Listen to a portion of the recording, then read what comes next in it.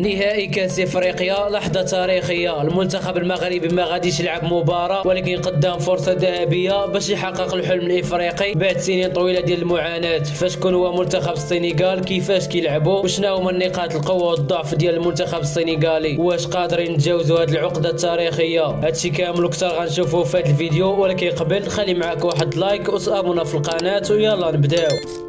البداية غتكون بتاريخ المواجهات بين المنتخب المغربي والسنغال. تواجهنا قبل في 31 مباراة، والأرقام في صالح المنتخب المغربي: 18 انتصار لينا، 7 للسنغال و6 تعادلات. هاد المعطيات كتعطينا الثقة، ولكن اليوم السياق مختلف لأننا في النهائي والهدف واضح، هو تحقيق اللقب. التاريخ معنا، ولكن الحسم غادي يكون بالتفاصيل الصغيرة فوق أرضية الملعب. ودابا من بعد ما شفنا شنو كيقول التاريخ، خاصنا نشوفوا الحاضر ونتعرفوا أكثر على منتخب السنغال ونجاوبوا على اهم سؤال: واش فعلا هذا الخصم قوي جدا وغادي يخلق لنا المشاكل، ولا بحال نيجيريا ونقدروا نتجاوزوه؟ هادشي اللي غادي نحاولوا نجاوبوا عليه دابا شويه. اولا، في مرحله التصفيات السنغال تاهلت بسهوله الى كاس افريقيا بعد ما تصدرت المجموعه ب 16 نقطه، اي بالعلامه الكامله وبفارق 6 نقاط على المركز الثاني. ونفس هذه القوه غادي يكملوا بها في كاس افريقيا. في دور المجموعات جاو في مجموعه سهله نوعا ما، مع كل من منتخب البنين، بوتسوانا والكونغو الديمقراطية. في المباراة الأولى ضد بوتسوانا ربحوا بكل سهولة بنتيجة 3-0. أكيد السنغال هي اللي كانت مسيطرة بالطول والعرض على الماتش، وقدروا يخلقوا 9 ديال الفرص خطيرة للتسجيل، وسددوا 28 مرة على الخصم. 17 تسديدة كانت داخل المرمى، ولولا الفعالية قدام الشبكة كانوا يساليوا بأكثر من 3 الأهداف. وفي المباراة الثانية ضد أصعب خصم الكونغو الديمقراطية، في مواجهة حاسمة قدروا يساليوا التعادل 1-1 مع خلق العديد من المحاولات من جانب السنغال. وصلوا المرمى ديال الخصم في عدة مناسبات، وحتى الكونغو كانت أخطر في بعض الفترات. وأما في المباراة الأخيرة من دور المجموعات ضد البنين، قدروا يربحوا ب3-0، ولكن في البداية لقاو صعوبة في التسجيل. احتاجت كرة ثابتة وسجلوا من الهدف الأول في الدقيقة 39، وزادوهم في الشوط الثاني الهدف الثاني بهذه الطريقة قبل ما يتحصل المدافع كوليبالي على البطاقة الحمراء. ورغم ذلك سجلوا الهدف الثالث من بينالتي قبل انتهاء المقابلة. وهكا تأهلت السنغال إلى الثمن النهائي. من حسن حظهم تلاقوا مع منتخب محترم السودان، وقدروا يرجعوا في النتيجة وربحوا ب3-1 بعد ما كانوا خاسرين ب1-0 مبكرا. ولكن رجعوا السنغال بسرعة، عدلوا النتيجة بحكم الجودة ديال العناصر، وزادوهم الهدف الثاني قبل انتهاء الشوط الأول. والهدف الثاني جاء عن طريق إبراهيم باي قبل ما تجي صافرة التأهل إلى الربع النهائي لمواجهة منتخب مالي. فين سال الماتش ب1-0. هدف السنغال كان من خطأ من الحارس، ولكن قدروا يخلقوا 2 فرص خطيرة للتسجيل، وضيعوا انفراد فاس مع الشبكة، وسددوا في 19 مناسبة و8 تسديدات داخل المرمى. وحتى مالي كانت قريبة من التسجيل في عدة لقطات. وفي الدور النصف النهائي أمام مصر شاهدنا أحد أسوأ مباريات الكان، مباراة باردة بدون أي تشويق أو متعة بكل صراحة، وخصوصا في الشوط الأول من غير تسديدة ساديو ماني اللي جاب من الهدف الوحيد في المقابلة. وهكا وصل المنتخب السنغالي إلى النهائي. ودابا وصلنا للفقرة المهمة اللي غادي نتعرفوا فيها على طريقة اللعب الخصم ونقاط القوة والضعف ديالهم واخطر العناصر اللي كيتوفر عليها هذا المنتخب. وفي النهاية غادي نشوفوا واش قادر المنتخب المغربي على تحقيق الحلم الافريقي بدون عاطفة. الخصم السنغال كما كنعرفوا واحد من اقوى المنتخبات في افريقيا، عندهم لاعبين كبار بمستوى عالي وكيلعبوا فرق كبيرة اوروبيا. هادشي كيخليهم منتخب قوي متماسك، وكيتحركوا في الملعب بتفاهم كبير كأنهم كيلعبوا مع بعضياتهم سنين طويلة. ترابطات بين اللاعبين، ثنائيات، والفهم ديالهم لبعضياتهم في الملعب كيخليهم خصم صعيب بزاف لاي منتخب لعبوا معاه. واللي ساهم بشكل كبير في هذه المنظومه هو المدرب بابي تياو، اللي خدام على الجانب التكتيكي والذهني، حيث عنده صعوبه كبيره كيفاش يسير مجموعه من النجوم كساديو ماني وجاكسون. كل واحد فيهم عنده شخصيه قويه وباغي يفرض راسه، ولكن المدرب قدر يخلق التوازن ويخلي اللاعبين كلهم يلعبوا في الاطار اللي باغي هو، وخصص طريقه هجوميه واضحه من خلال خطه 4-3-3 اللي كتمكنهم يستغلوا السرعه، الضغط والتحولات السريعه للهجوم، وفي نفس الوقت يحافظوا على التماسك الفريق في الوسط والدفاع. هذا التنظيم خلى السنغال خصم صعيب بزاف سواء بدنيا او تكتيكيا، واللي المنتخب الوطني خاص يكون حاضر ومركز 100% في مواجهه النهائي. منتخب السنغال ماشي غير منتخب قوي بالاسماء، ولكن بمنظومه كامله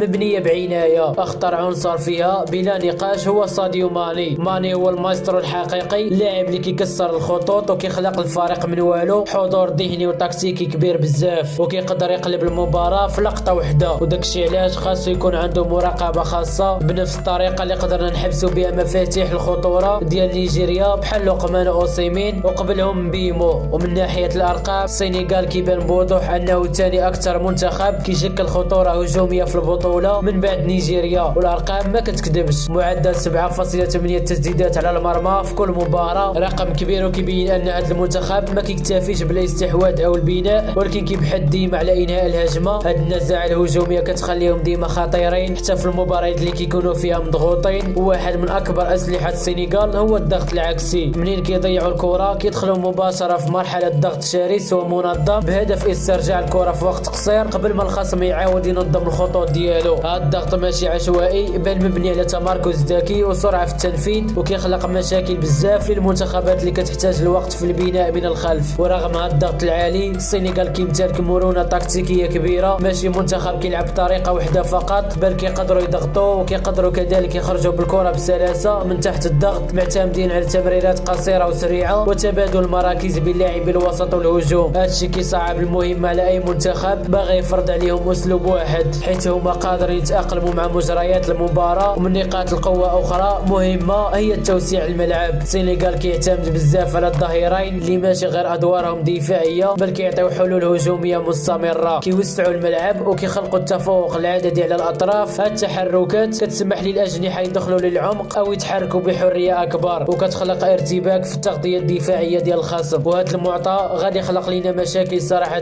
وزيد على هادشي السنغال منتخب متوازن وقوي في جميع الخطوط، ما كيعتمدوش على طريقة واحدة في خلق الخطورة. مرات كيلعبوا عبر الأطراف، مرات كيركزوا على اللعب في العمق، ومرات أخرى كيمشيو للتسديد من خارج المنطقة إلى تسدات المساحات وما لقاوش الحلول. هذا التنوع الهجومي كيخليهم منتخب صعيب توقع شنو غيدير، وإذا ما لقاوش حلول ضدنا في السنغال غادي تحول تلقائيا للعب المباشر والكرات الطويلة خلف الدفاع، داك النوع ديال التمريرات اللي كتكسر الخط الدفاعي. وصعيب ينجحوا في هذا الأمر لأنه ببساطة الركراكي موجد لهادشي كامل وما غاديش يطلع البلوك ديالو، بل غادي يلعب بنفس الأسلوب اللي لعب به ضد نيجيريا. هادشي حسب توقعي الشخصي. ومن نقاط الضعف ديال السنغال، وأول نقطة واضحة هي ما يعرف بالريس ديفنس، يعني الوقفة الدفاعية ديالهم منين كيكونوا في الحالة الهجومية. منتخب السنغال كيطلع بزاف اللاعبين الهجوم خصوصا الظهيرين ولاعبي الوسط، وهادشي كيخلي التوازن الدفاعي ديالهم مهزوز في بعض اللحظات، خصوصا إلا ضاعت ليهم الكرة في مرحلة البناء أو في الهجوم. النقطة الثانية وهادشي بان في مباريات سابقة هي أنه منين كيكون المنتخب السنغالي متأخر في النتيجة كيبدا يفقد شوية ديال التركيز. الرغبة في التسجيل كتخلي اللاعبين يهاجموا بشكل مبالغ فيه، وهذا الاندفاع كيعطي مساحات كبيرة في الخط الخلفي وكيخلي الدفاع معرض للاختراق. وهنا كنرجعوا لنقطة مهمة بزاف في مصلحة المنتخب المغربي، فالمساحة اللي كتكون في الظهر ديالهم كتقدر تكون كنز حقيقي إلا استغليناه مزيان. نفس السيناريو اللي نجحنا به ضد نيجيريا ممكن يتعاود في هذه المباراة. ولا شي واحد قال لك السنغال استقبلت غير 2 أهداف وصعيب تسجل عليها، خاصنا نكونوا واقعيين. هاد الأرقام جات قدام خصوم متواضعة نسبيا، ومنين واجهوا الكونغو الديمقراطية مثلا شفنا الخصم خلق الخطورة عليهم، وحتى مالي شكلت مشاكل وهددت المرمى في العديد من اللقطات. المنتخب المغربي خاصو يستغل انصاف الفرص، لأن النهائي بحال هذا ما كيعطيكش فرص بزاف. إذا الخوت حتى لنا غنكون وصلنا لنهاية الحلقة، ونتلاقاو في فيديو جاي. تهلاو.